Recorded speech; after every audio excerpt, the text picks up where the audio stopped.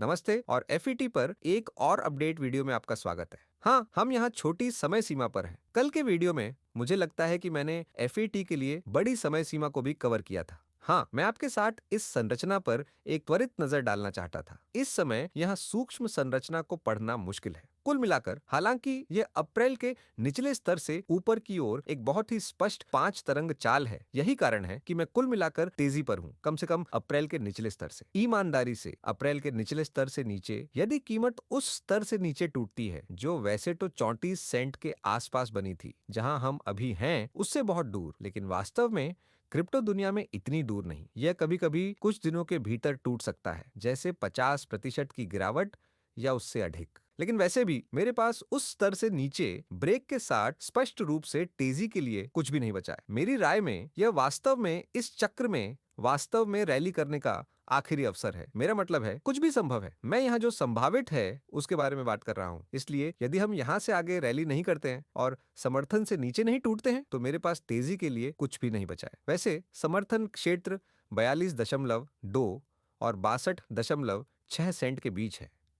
इसे नारंगी रंग में हाईलाइट किया गया है। यह स्पष्ट है, ये नारंगी रंग का समर्थन क्षेत्र है। हालांकि कोई भी पुलबैक, एक गहरा पुलबैक, उथला पुलबैक जो भी हो, उस स्तर से नीचे नहीं टूटना चाहिए। 78.6 प्रत्यावर्तन, 42.2 सेंट, ये वास्तव में वहां महत्वपूर्ण स्तर है। यह हमारा महत्वपूर्ण स्तर है। यह बहुत ही महत्वपूर्ण है क्योंकि आमतौर पर मेरा मतलब है बी वेव में, या भले ही यह वेव टू पुलबैक था, एक बड़ी रैली से पहले मुख्य सुधारात्मक पुलबैक 78.6 रिट्रेसमेंट स्तर एक अमान्य बिंदु नहीं है, लेकिन यह आमतौर पर वह स्तर होता है जहां संभावनाएं शिफ्ट होना शुरू होती हैं। ये एक महत्वपूर्ण धुरी है और आमतौर पर हम उस स्तर का उपयोग ट्रेंड को फिल्टर करने के लिए करते हैं। तो एक डाउन ट्रेंड से, या इस मामले में एक अप ट्रेंड से डाउन ट्रेंड में अगर वह स्तर टूट जाता है, हम अभी भी यहाँ कुल मिलाकर उच्चतर ऊंचाई और उच्चतर चढ़ाव को प्रिंट कर रहे हैं। जब आप देख सकते हैं कि बाजार ने वास्तव में स्पष्ट रूप से एक गहरी पुलबैक शुरू नहीं की है, कम से कम यह दिखाई नहीं दे रहा है। यह संभावित रूप से वहां है। सफेद परिदृश्य मान्य है, लेकिन कुछ क्रिप्टो में से एक के रूप में कीमतों ने 23 मई को उच्च स्तर बनाया, इसलिए हमारे पास एक प्रारंभिक गिरावट थी। ये आशाजनक था। शायद आप जानते हैं कि हमें एक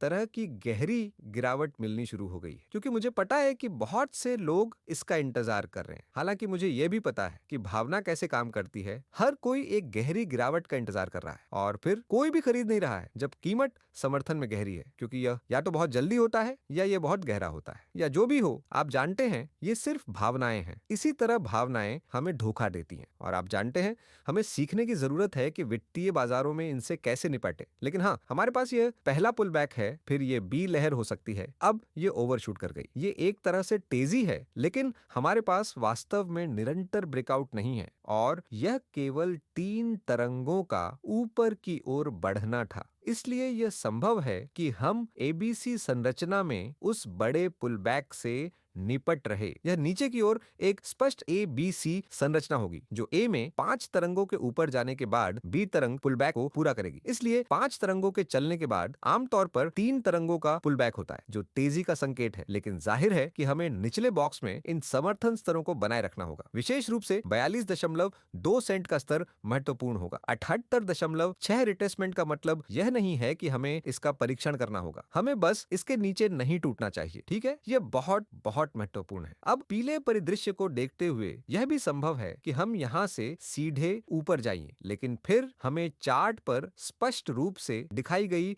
हरी सिग्नल लाइन के ऊपर एक ब्रेक की आवश्यकता होगी। यह एक महत्वपूर्ण स्तर क्यों है? यहाँ 99.5 सेंट पर हाईलाइट किया गया है, क्योंकि यहाँ से कोई भी उच्चतर, जबकि यह तकनीकी रूप से अभी भी एक ओवरशूटिंग बी वेव हो सकता है, यह ओवरशूटिंग बी वेव के रूप में कम और कम संभावित हो जाएगा। तब यह वास्तव में एक ओवरशूटिंग बी वेव होने के लिए थोड़ा बहुत बड़ा होगा और फिर पीला परिदृश्य अधिक संभावित हो जाएगा। इस परिदृश्य में हम पहले से ही संभावित रूप से $1.36 या $1.47 तक के सीधे ब्रेकआउट में है। लेकिन आपके पास ऊपर की ओर उस सीधे ब्रेकआउट की गिनती के लिए बहुत स्पष्ट पैरामीटर है। हमारे पास 2 अल्पकालिक समर्थन स्तर है। अमान्यता बिंदु इस बात पर निर्भर करते हैं कि आप कितना कड़ा रोकना चाहते हैं। जाहिर है कि यह जितना कड़ा होगा उतनी ही अधिक संभावना है कि आप रुक जाएं और यह फिर भी बढ़ जाए। इसलिए हमारे पास 79.60 सेंट है। ये पिछला स्विंग लो है, केवल एक महत्वपूर्ण स्तर, और एलियट वेव के दृष्टिकोण से स्थानीय ए बी सी संरचना के लिए वेव 3 में अमान्यता बिंदु या उस स्तर से नीचे 19 मई का निम्न स्तर लगभग 71 सेंट है। यह सेटअप करने वाले से है। मेरा मतलब है अगर यह टूट जाता है तो हमें वास्तव में व्यापक परिदृश्य में होना चाहिए। तो हाँ, अब कुल मिलाकर दो तेजी वाले परिदृश्य, बहुत स्पष्ट रूप से परिभाषित मापदंडों के साथ बहुत समान संरचनाएं। कल से बहुत कुछ नहीं हुआ, इसीलिए हमारे पास वास्तव में बहुत अधिक नई जानकारी नहीं है। मेरा मतलब है बहुत सारे क्रिप्टो ने आज थोड़ा पीछे हटना शुरू कर दिया है। FAT चार्ट पर यह 5% डाउन टू डेट भी दिखाता है। ईमानदारी से ऐसा नहीं लगता है, लेकिन यह मामला है। लेकिन यहाँ बहुत अधिक कार्रवाई नहीं हुई है, बस नेत्रहीन। आप देखते हैं कि अगर हम जूम आउट करते हैं तो ये अब तक सार्थक मूल्य कार्रवाई नहीं है। ये FAT पर अपडेट है। मुझे उम्मीद है कि आपको अपडेट पसंद आया होगा। अगर आपको पसंद आया तो कृपया लाइक बटन दबाएं,